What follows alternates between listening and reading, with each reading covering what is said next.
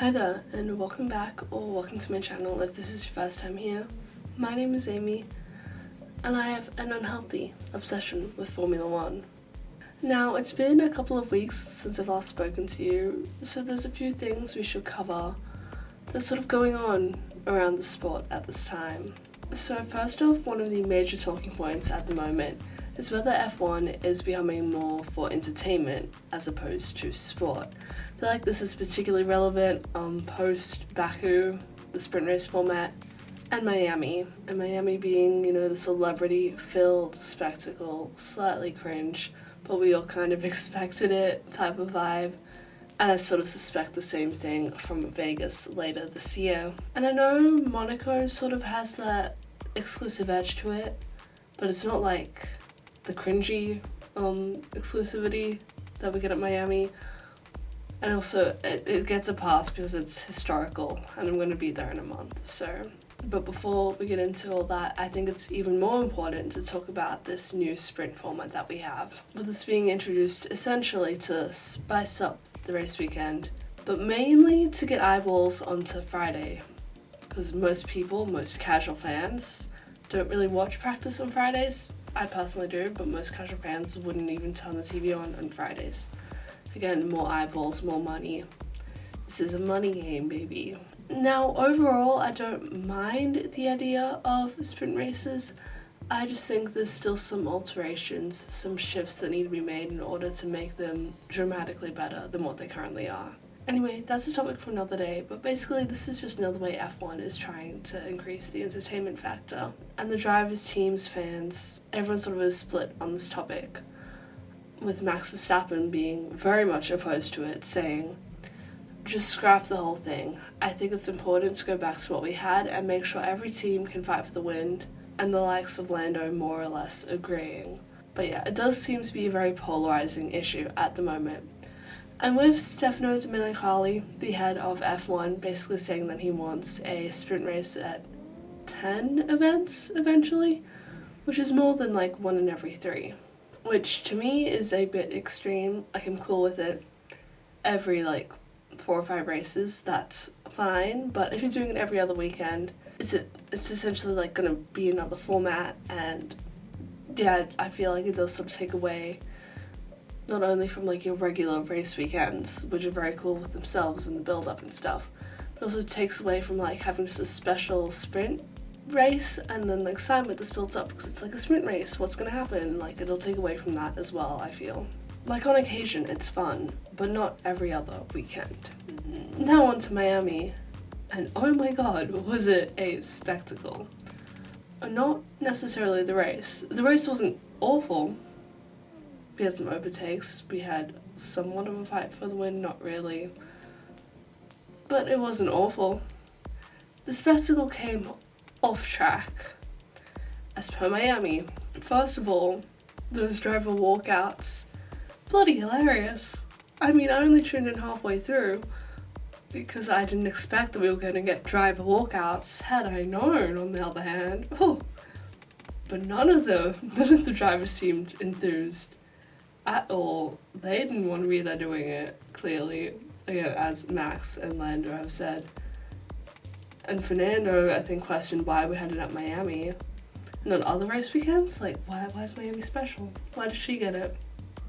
And then, of course, we had Will.i.am doing his little conducting thing with the strings, which I didn't expect to see either. And the release of the song The Formula by Lil Wayne and Will.i.am. Screaming. And yes, I didn't need it to repeat to me how much I love F1.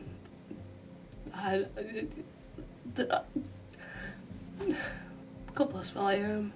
Also, if you watch on Sky Sports, do you know how we get those little cinematic race weekend location preview type things that are always overly dramatic? This one was Fast and Furious themed. Now, at first I was shocked and confused. We love Vin Diesel talking about family. How it doesn't matter if you win by an inch or a mile in an F1 race. Although I guess it sort of makes sense with Fast 10 coming out. But you know what? At least we didn't get police escorts to the other side of the stadium. Or, NFL helmets on the podium like last year. So there's that. Another controversy from this week. Mr. Brad Pitt and his movie. Now, do I have a problem with this movie? No, I do not. I'm quite excited for it, actually.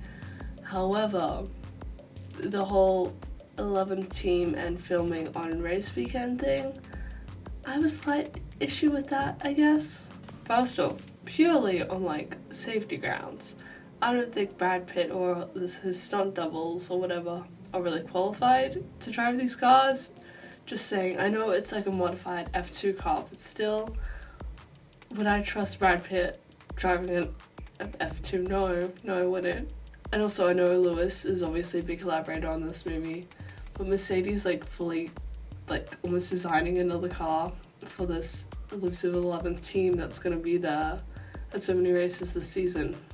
So as I've been saying, essentially from Silverstone, we're going to be seeing an 11th team at most of the race weekends. At first, I thought they meant that he was going to actually be racing in these events, and I was like, God, no, please, no.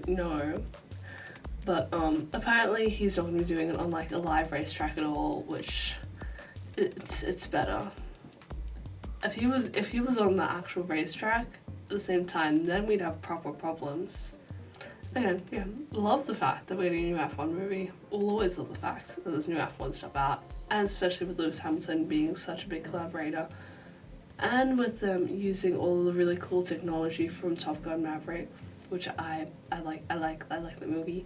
Them using that technology in an F1 car is incredibly cool to me. I did study film for a bit, so that's cool, okay? But yes, there are still some issues with it that don't sit quite right with me. Moving on from the entertainment value topic, let's talk about how competitive this championship is. Although I guess it's sort of the same thing. Anyway, now after Miami, Max leads. However, it is a lot closer with him and Checo than I thought it would be at the start of the season, I'm not gonna lie. And I'm very happy that Red Bull is actually letting them race, so it seems, giving them equal opportunities, because I wouldn't want as much, I love Max, but let them race, essentially, just because you don't need a number one driver, you're that far ahead. I think the title fight for P2 in both the constructors, and maybe towards the end of the season the drivers as well, is going to be the more spicy one. The likes of Aston Martin, Mercedes, and Ferrari, I think, can all fight for it. Maybe Ferrari less so at the moment, but hopefully as the season progresses there'll be the three of them fighting for P2, which I know is not a title fight necessarily, but hey, it's something. We can work with it. I also love the fact that Fernando is now back up there. That's incredibly exciting. Finally, I wanted to talk about F1 Academy. Now, as a girl who watches F1, I was incredibly excited for this one. When they announced F1 Academy in collaboration with some of the F2 and F3 teams, I was like, yes, finally, thank you, because it's, I feel, more of a pipeline for these female drivers to get into F2 and F3 than what W Series was. You're actually with these teams. So I think that is incredibly good. However, there's always a however with these things. It's the fact that they're not showing it live. I'm sorry.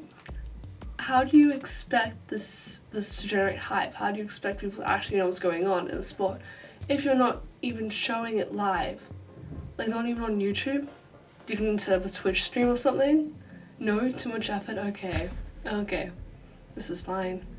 Merely releasing a highlights package on the Wednesday after the race, where it's sort of it's the dip if it's a double-header race, because the dip, no one's really paying attention to motorsport on Wednesdays. You know what I mean? It's sort of no man's land. Yeah, in my opinion, it sort of seems like they're sort of doing it because they have to. People would be mad, proper mad, if they didn't show anything, but it seems it's not a priority to F1, and it's just something on the side, I guess. Anyway, thank you for listening to my collection of mini rants. That brings this video to a wrap. If you liked the video, then like it and press the red button to subscribe for more F1 and motorsport related content. And I will see you all in the next one, which is coming very shortly actually, even though I'm in the middle of exam season and procrastinating. Laters!